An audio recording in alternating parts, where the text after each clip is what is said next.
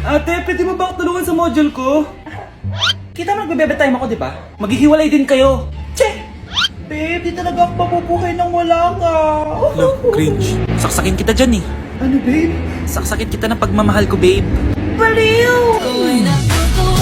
A few moments later. Nay, pwede mo ba ako tulungan sa module ko? Grabe na talaga, pare. Ay, may ginagawa ko, anak. Wait lang. Darling? Yes, darling? Tulungan mo nga yung anak natin. Kaya niya na yan. Apakatamad mo talaga. Ikaw nga, puro chismis ginagawa mo eh. Aba, tulungan mo na. Parang di mo anak yun Talaga, di ko naman anak yun. Winawash up mo talaga ako, no?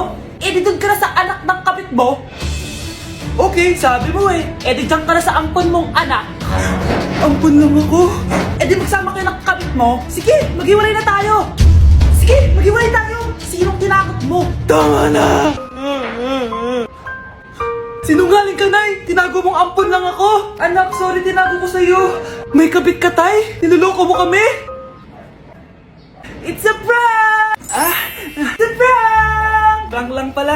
So, di totoong maghihiwalay kayo, Nay? Oo, anak, hindi kami maghihiwalay ng tatay mo. Ay, salamat naman. Pero totoo yung ampon ka talaga.